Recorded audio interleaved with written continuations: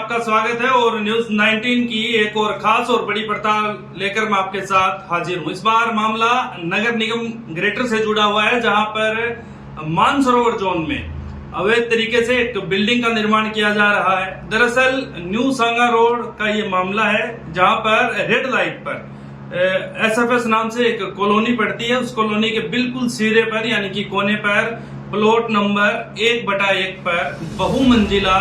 इमारत का निर्माण किया जा रहा है और जो नगर निगम के नॉर्म्स है यानी कि जो नियम कायदे कानून है उनके बिल्कुल खिलाफ जाकर इस बिल्डिंग को बनाया जा रहा है। अब से करीब 20 दिन पहले जब इसकी शिकायत लेकर कुछ लोग न्यूज 19 के पास आए तो इस मामले को नगर निगम में हमारा रिपोर्टर लेकर गया और वहाँ के जो जूनियर इंजीनियर है जेई और वहाँ के जो जोन डीसी है यानी कि मानसरोवर जोन के जो डीसी हैं उनके सामने इस मामले को रखा कि ये इलीगल निर्माण किया जा रहा है और इस पर आप लोगों का क्या कहना है या फिर आप लोगों की तरफ से इस पर क्या कुछ कार्रवाई की गई है। तो इस पर जो जेई है और जो डीसी है उन दोनों का कहना था कि मामला संज्ञान में आया है और इस पर जल्द ही हम कार्रवाई करेंगे, जिसके बाद कार्रवाई के नाम पर एक नोटिस जो निर्माण करता है उसको थमा दिया गया। उस नोटिस में निगम की तरफ से साफ साफ लिखा गया था कि ये जो निर्माण किया जा रहा है ये पूरे तरीके से गलत है, ये अवैध है और अगर इससे संबंधित दस्तावेज यानी कि डॉक्यूमेंट्स 3 दिन के अंदर अंदर अगर आपने नगर निगम में जमा नहीं करवाए तो उसके बाद नगर निगम के पास ये अधिकार है कि इस बिल्डिंग को वो सीज कर सकते हैं या फिर ध्वस्त कर सकते हैं। लेकिन हैरान करने वाली बात यह है कि करीब 20-25 दिन बीत जाने के बाद ही इस बिल्डिंग पर कार्रवाई होना तो बहुत दूर की बात है। हर रोज ये बिल्डिंग लगातार इस पर काम जारी रहता है और अब ये बिल्डिंग 4 मंजिल से ज्यादा ऊंची पहुंच चुकी है। जब इस मामले को लेकर जो निर्माण करता है उनका वर्जन जाना गया हमारी टीम की तरफ से, तो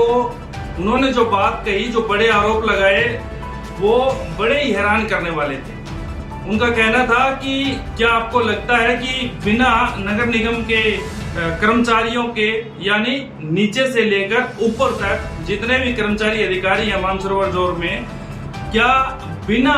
उनके साथ साठगांठ के ये इतना बड़ा निर्माण मैं रोड के ऊपर कर सकता हूं? इस बात से हम हैरान हो गए। यानी कि उन भाई साहब का सीधा सीधा आरोप था कि मैंने जेई से लेके डीसी तक सबको सेट कर रखा है और इसी वजह से ही मेरी बिल्डिंग का जो काम है वो लगातार जारी है। बातों बातों में उन्होंने जो स्थानीय वार्ड के जो पार्षद हैं उनका भी नाम लिया, यानी कि साठगांठ से इस बिल्डिंग का निर्माण जो लगातार चल रहा है उसकी बात उन्होंने कही है। अब बड़ा सवाल ये है कि क्या एक दिन या एक रात में ये इतनी बड़ी बिल्डिंग बहुमंजिला बिल्डिंग बन गई? जब बार बार इसकी शिकायत की गई तो जो जेई है वो क्या कर रहे थे, यानी कि नगर निगम क्या कर रहा था? सवाल ये भी है कि जो डीसी है क्या उनको सिर्फ एसी कमरे में बैठने के लिए यहाँ बैठाया गया है, वो क्या कर रहे थे?